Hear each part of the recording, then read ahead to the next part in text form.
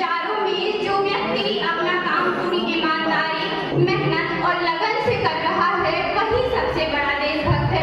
मैं नहीं मानती कि व्हाट्सएप और फेसबुक की डीपी को 3 रंग में रंग देना ही देशभक्ति है। और यदि आप कहेंगे कि हाथ में 2 बार, साल में 2 बार हाथ में तिरंगा ले लेना देशभक्ति है, तो मैं पूछना चाहूंगी कि फुटपाथ पे रहने वाला वो बच्चा ट्रैफिक की छांव में नंगे पांव में जब तिरंगा बेच रहा होता है, तो क्या इसे आप उसकी देशभक्ति कहेंगे?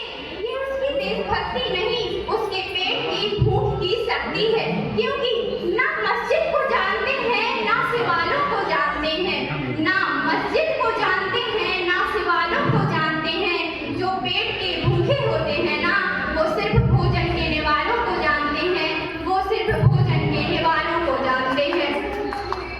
अपने परिवार, समाज, अपने देश के प्रति समर्पण का भाव है हमारी देशभक्ति।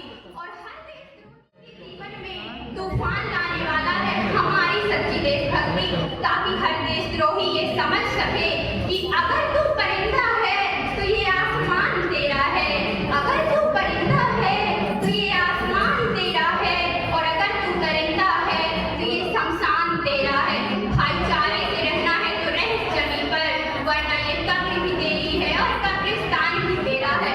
लेकिन एक देशद्रोही से ज्यादा देशभक्ति जब आहत होती है जब एक बेटा अपने बूढ़े माँ बाप को वृद्धाश्रम की चौखट पर छोड़ आता है।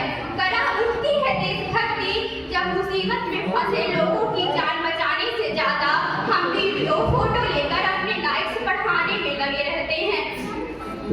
मजदूर को मजबूर समझिए, मजदूर को मजदूर समझिए, मजबूर नहीं। गरीब को काम दीजिए, दान नहीं। और अगर दान देने के इच्छुक हैं तो जीते जी रक्तदान दीजिए, और मरने के बाद रक्तदान देकर दूसरों को जीवन दान दीजिए, दूसरों को जीवन दान दीजिए। ना सरकार मेरी है ना रब मेरा है, कि ना सरकार मेरी है ना रब मेरा है, ना ही ये बड़ा सरनाम मेरा है। बस ना गुरूर है मुझे कि मैं भारत की हूँ और ये भारत मेरा है। मुझे मेरे समाज में एक वैचारिक बीमारी भी नजर आती है। कहा जाता है कि दुनिया के सबसे बड़े लोकतंत्र में है हम, जहाँ हिंदू पैदा होते हैं, मुस्लिम पैदा होते हैं, सिख ईसाई भी पैदा होते हैं। बदकिस्मती है कि अब इंसान पैदा नहीं होते। और मेरे विचारों में ना हिंदू की जरूरत है ना मुसलमान की जरूरत है। देश निर्माण के लिए केवल एक अच्छे इंसान की जरूरत है, केवल एक अच्छे इंसान की जरूरत है। जरा सोच के देखिए कि पेड़ पौधे साफाई भी परेशान हो जाएं अगर परिंदे भी हिंदू और मुसलमान हो जाएं, अगर परिंदे भी हिंदू और मुसलमान हो जाएं। हमारा भारत देश, यहाँ अंधविश्वास भी होता है, और इस देश का निर्माण तब तक नहीं हो सकता अच्छे से जब तक हमारे देश का युवा मंदिरों में जा जाकर नारियल फोड़ फोड़ कर भगवान को रिश्वत लगाता रहेगा। हम ऐसे समाज में जीते हैं जहाँ पत्थर की मूर्त को लगते हैं 56 भोग, और भूखे नन्हे नौनिहाल तड़पते सो जाते हैं लोग, सो जाते हैं लोग।